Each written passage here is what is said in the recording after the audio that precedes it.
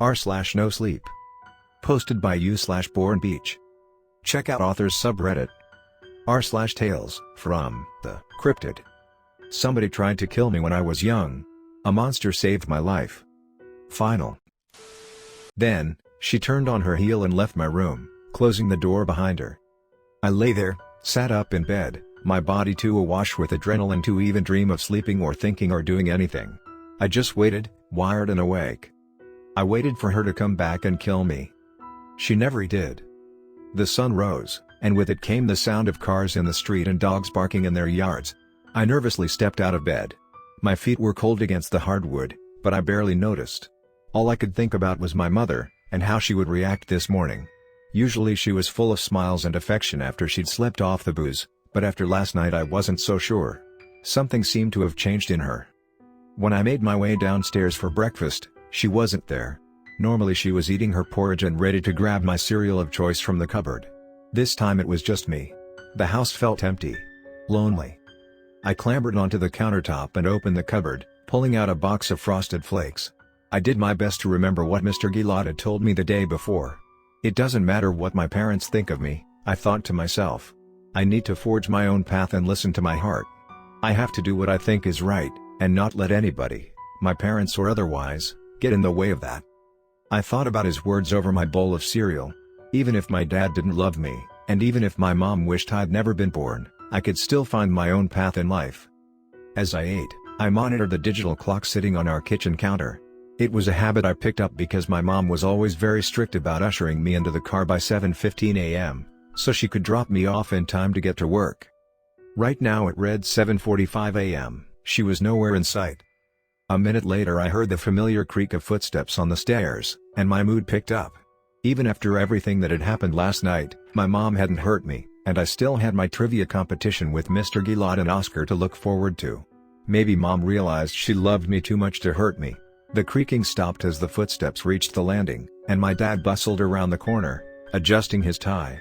He paused, seeing me at the kitchen table. "What are you doing here?" "Waiting for mom," I said quietly. "Excuse me?" he said, his voice rising. I swallowed. My father always had a way of making me feel smaller than I already was. "Waiting for mom, Dad?" He stared at me with something between irritation and disbelief. "Your mom's not home." "What?" I said, "She's not home. Do you need a fucking hearing aid now too?" I looked down, eating another spoonful of Frosted Flakes. "Where did she go?" I wondered. "She was here last night?" My eyes drifted to the digital display. The clock now reads 7:50 a.m. Class was starting in 10 minutes, and so was my trivia competition. It took at least 10 minutes to drive to school. "Dad?" I asked. "Have you seen my briefcase?" he said, impatiently. "No, sorry." "Fuck," he snapped. "That stupid bitch probably took it." He adjusted his collar and reached for the coffee pot, before realizing it was empty, and then flung it across the room, where it shattered on the wall. "Everything I do," he screamed, "taken for granted." Mr. Gilad's words echoed in my head. To believe in myself. To trust in my instincts. To do what I felt I needed to. I cleared my throat. "Can you drive me to school? I have a trivia compet." "Do I look like your mother?" he said incredulously. I stared at him, feeling tears welling in my eyes. Eventually, I shook my head. "I have a real job," he said, grabbing his jacket from the wall and opening the front door. "I don't have time to play at being a parent." He muttered something about ingrates, and then disappeared through the doorway, shutting the door behind him. I sat at the table for a few more minutes, too stunned to do anything. My mom was gone. My dad was gone. It was just me in the house now. My family didn't care about me. Nobody gave a damn. No, that wasn't true. Oscar cared. Mr. Gilad cared. I snatched my jacket from the coat rack beside the door and exited after my father. I used the key we hid under the rock in our garden to lock the house behind me, and I started jogging toward the school. Usually, when I walked home with Oscar, it'd take us just over an hour. Unfortunately for me though, Hillcrest School lived up to its namesake. My school sat perched atop a large hill, overlooking the rest of Plumbury Township. At the top, it was really a spectacular view. To the north you could see most of the local streets, all the way up to the City Hall, downtown. To the south, you could see far down the country road, all the way out to Lake Tyler and Jefferson Forest beyond. Still, it was uphill. Which meant it would be a longer walk to than from. I was determined though. Mr. Gilad's words recited themselves in my mind like a mantra, pushing me ever forward. I kept my eye on the watch on my wrist, figuring if I could get there before 8:30, I'd be in the clear. In both third grade classes, we did a sharing period from 8 till 8:30, where we talked about our day or new things we found interesting. My sneakers pounded along the sidewalk, my backpack bouncing up and down with my binder, pencils and markers.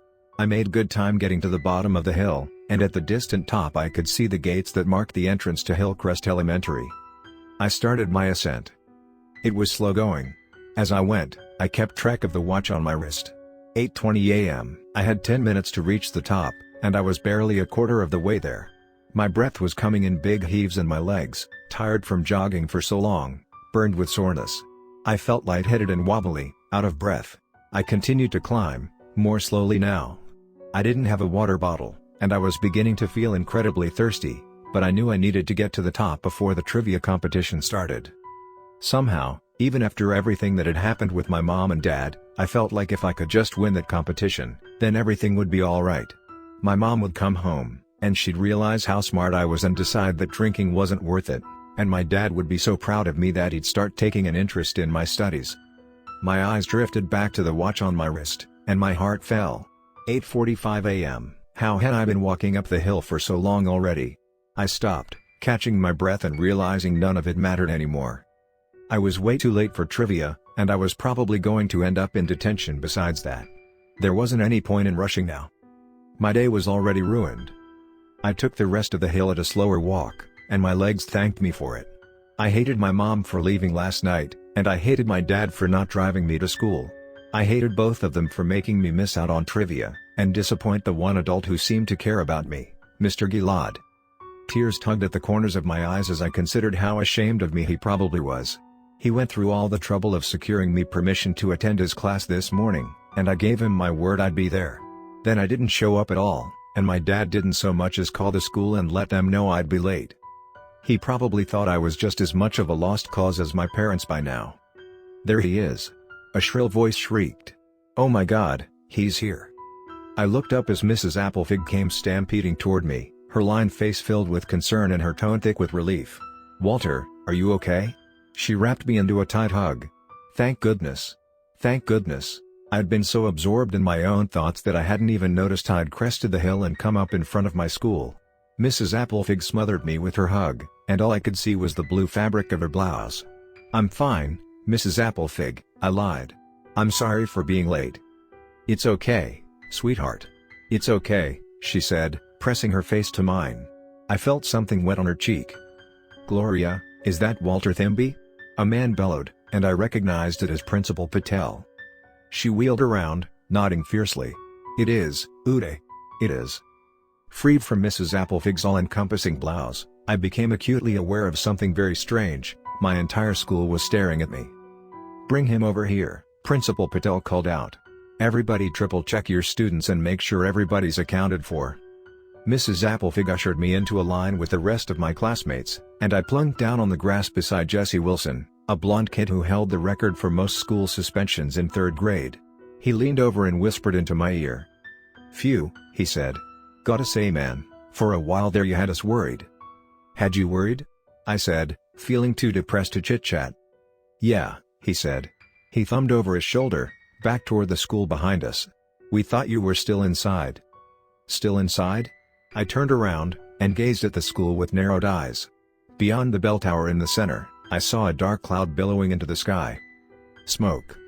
The south wing caught fire early this morning, Jesse explained. We cleared out all the classrooms, but I guess we're still missing some students. You were one of them. I swallowed. The smoke was pitch black, and heavy. It looked like it was growing thicker. Firefighters are on the other side, Jesse continued. They've been fighting the blaze for 20 minutes now, but it keeps getting bigger. They're calling in fire trucks from the next town over. I stared, transfixed at the pillar of shadow rising from the school. Beneath it, faint in the brightness of the morning sun, I spotted the flicker of flames. The school was burning. Just then, a cacophony of sirens sounded in the distance. A handful of seconds later, and 2 fire trucks roared over the crest of the hill, through the school gates, and swung around the parking lot toward the south side. I gazed after them in awe. I'd never seen fire trucks in action before. "Mr. Thimbley," Principal Patel said firmly. I blinked, returning my attention to the front of me. He crouched down, meeting me at eye level. "I need to know if you were with Mr. Gilad's class this morning." "Mr. Gilad's class?" I said, confused. "No, I was late. I was supposed to be but—" "Jesus," he muttered, shaking his head and standing up. "He wasn't." He shouted to somebody I didn't recognize. They were in a suit and on a cell phone, and their lips were moving fast. "That's not good," Jesse said beside me. "What's going on?" I asked, fear beginning to take seat in my chest. "We're missing 22 kids still, and one teacher." I swallowed, a piece of me already knowing the answer to the question I was about to ask. "Who?" "Mr. Gilad," Jesse said darkly. "Nobody knows where he is, or his class." "They're 2 doors down from us," I argued. "How can they not know where he is?" Mrs. Applefig appeared in front of us, her finger pursed to her lips. She hissed. "It's important that we're all quiet. This is a very serious situation and it's crucial that Principal Patel is able to hear what's going on." Jesse and I closed our mouths, nodding in acknowledgement. As soon as Mrs. Applefig shuffled out of earshot though, he leaned over and resumed his whispering. "That's the thing, they cleared the entire school. The fire alarm went off as soon as the smoke detector caught whiff, and Patel himself made sure to double-check every classroom to make sure they were clear. All of them were empty." I shook my head. "That doesn't make any sense," I said, defiance leaking into my voice. "Oscar was in that class, there was no way Patel would miss Oscar. He was the loudest kid I'd ever met. They had to have been there. We were doing a trivia competition today." Jesse shrugged. "Don't know what to tell you, man, that's just what I've heard." My mind raced. Where could they be? Mr. Gilad had promised me there would be a trivia competition today. He hadn't told me to meet the class anywhere special. They had to be here. My eyes scanned the crowd of assembled students. Each class was separated into small ranks, with their teachers standing out front. I went over every single one of them twice, then once again to be certain. No Oscar. No Mr. Gilad.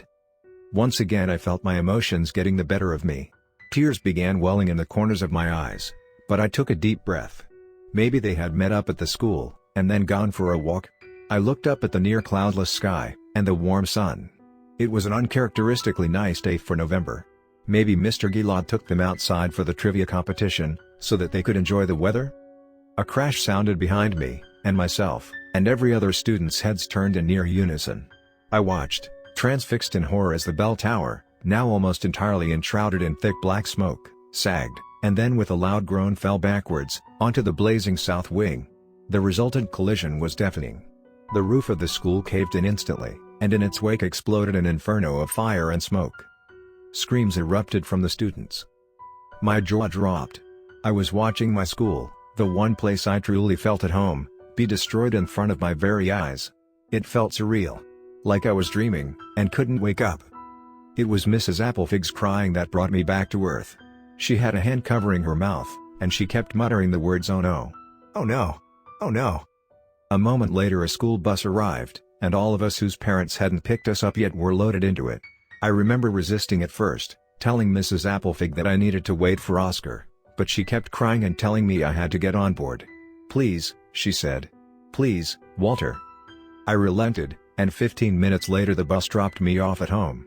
I used the key in the garden to get back inside, and when I did, I called out for my mom.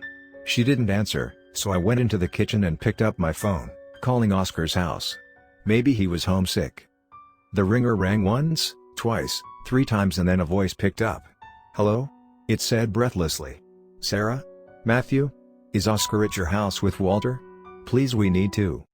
"No," I said. "This is Walter. Oscar's not here." The line went quiet on the other end. "Is he not at home?" I asked. "No," said his mother's voice, though it was broken, and filled with sadness. I heard her stifle a sob. "I'm sorry, Walter. I have to go." "Okay, Miss Cortez." The line went dead, and I hung up the phone.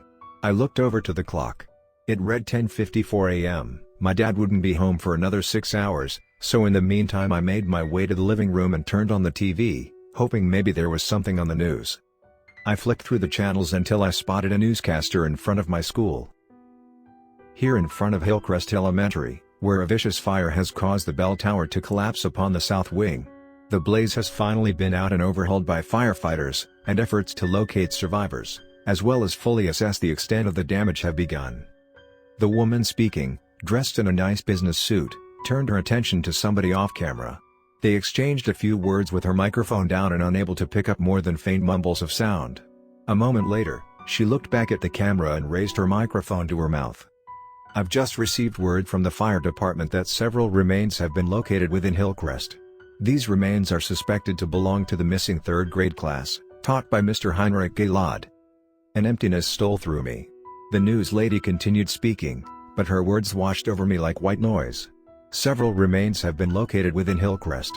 The words haunted me, replaying over and over again in my head. It wasn't until my father came home that I realized just how long I'd been sitting there. "Walter?" he said, before rushing over to me. He pulled me into a tight hug. "Oh, God, Walter. I was so worried for you. I was in a meeting and I didn't hear until 20 minutes ago. Once I did, I came right over." "It's okay, Dad," I said, though my voice was void of emotion. It was such an odd sort of feeling. All of my life I had craved this sort of attention and affection from my father, and yet now that I was receiving it, it didn't mean anything to me. I felt empty inside. My dad took me upstairs, ordered me my favorite pizza and rented the newest Harry Potter movie for me. He sat with me all night. Every so often he would ask me if I was okay, and apologize for yelling at me earlier, but I hardly registered it. My thoughts were consumed with thoughts of Oscar, and Mr. Gilad. They were gone. The next morning school was predictably cancelled. My father stayed home with me, and put on another rented movie in my room. This one was Monsters Incorporated. I only watched it for 20 minutes or so before I wandered downstairs. I found my dad on the couch in the living room, his back facing me, watching the news lady I'd watched yesterday. She was in front of the scorched remains of the south wing of my school, and it looked like a windy day, because her blonde hair was blowing all over the place. I'm again in front of the wreckage of Hillcrest Elementary South Wing, where 22 children and one man are believed to have lost their lives early yesterday morning, in what can only be described as the greatest tragedy in Plumdale history. My dad reached for his mug on the coffee table and took a sip. It occurred to me that he must have taken the day off of work to stay home with me. Yesterday morning a fire blazed, quickly spreading through the south wing and eventually reaching the bell tower. An old school, built in the early 1900s. Hillcrest Elementary was built primarily of highly flammable lumber, and the bell tower was no exception. At 10:13 a.m. it fell backward, onto the south wing, collapsing that section of the school and dooming the individuals trapped inside. She touched her ear, and her eyes looked sideways, as if somebody was speaking to her. I'm just receiving word that the investigation has determined some rather disturbing details. I should caution viewers at home that what I'm about to say is not for the faint of heart. The news lady cleared her throat, and I drew closer behind my father. Investigators have located two thick wooden doors in the wreckage. The deadbolts belonging to these doors were discovered in the outward, or locked position. According to blueprints, these doors lead into the basement of the school, where the Hillcrest archive was held. "Jesus!" I heard my father mutter, leaning forward and setting his mug back down on the table. The 22 students and teacher, who we have now positively identified as one Mr. Heinrich Gilad via dental records, appear to have been locked inside the school's basement at the time of the blaze. Details pertaining as to why are still unknown. The stunning ferocity of the blaze, according to investigators, is due to old film reels located in the school's archive. These reels contained nitrate, a substance which burns hotter than gasoline. I swallowed. One aspect of the tragedy that school principal Uday Patel is wrestling with, is that he never physically cleared any of the school's basement areas. The camera cuts out, and I see my principal giving an interview on the school grounds, but in a different location during a different time of day. "I checked everywhere," he said, adjusting his glasses and keeping his voice level. "Every classroom was personally cleared by myself, as well as a team of 3 other faculty members. We ensured to check all of them. I double-checked them personally, and suffered severe smoke exposure in the process. Of course, in the interest of protecting my students." "What about the basement?" the interviewer asked from off-screen, and I recognized the voice as the news lady from earlier. Principal Patel's voice cracked as he began his reply. "I saw no need to physically check the basements. It seemed a dangerous task, given the relative size of them, and the speed at which the blaze was spreading. As I walked by the basement areas in each wing, I called down and asked if anybody was down there and needed assistance. I heard no response, and so I continued on. There simply wasn't any time. The screen cut back to the noose lady, and a small icon in the corner reads live. Strangely enough, despite Principal Patel's calls, nobody answered. Given the amount of remains located within the school's archive, it seems as though such screams would have been loud and plentiful. One theory as to why Patel didn't hear any of the victims, was that they had already suffered from toxin inhalation due to the nitrate film off-gassing. It's highly likely they'd already passed out. Sorry? The news lady brought a hand-to-earpiece again. Seconds ticked by in silence, and I realized somebody must be speaking to her on the other end, because her expression slowly became more and more disturbed. Finally, she cleared her throat and brought the mic to her lips.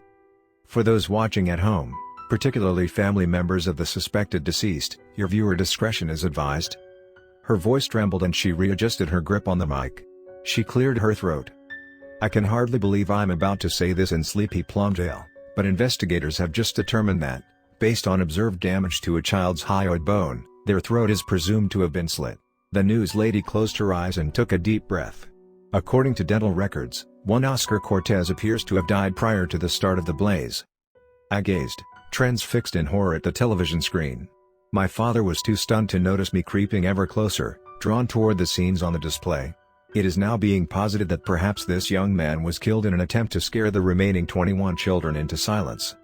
"Oh my God," my dad muttered. He ran a hand through his mess of hair, and I can tell by his sleeves that he's wearing his housecoat. He didn't even bother getting dressed today. I took another step closer and the floorboard croaked. My father turned around. "Walter?" he exclaimed. "Jesus, Walter. You shouldn't be watching this." He rushed around the couch, and the news lady's words became muffled against his chest as he lifted me up and carried me back upstairs. "You need to take it easy, all right?" he said, ferrying me through the hallway. "I know you're going through a lot right now, and I know your worthless joke of a mother abandoned us, but the two of us gotta stick together, okay? And that means you gotta trust that I know what's best for you. Now I don't want to see you out of your room again today, all right?" He gently lowered me onto my bed, and hit play on the Monsters Incorporated movie. "You need to take some time for yourself. Don't worry about the news. This is all just conjecture right now anyway." He paid me a remorseful smile and closed my bedroom door behind him. I lay there, staring at my wall and oblivious to the sounds of Sully and Mike from the movie. All I could think about was Mr. Gillard's words, playing on repeat inside of my head. I never felt fulfilled, because each day I felt like I was a part of a play, or an act. I felt like I was fighting tooth and nail against my instincts, and it was only making me more desperate to see them through. Tears slipped from the corners of my eyes. Thanks to the news lady, I finally knew the answer to my trivia question. Nitrate burned hotter than gasoline.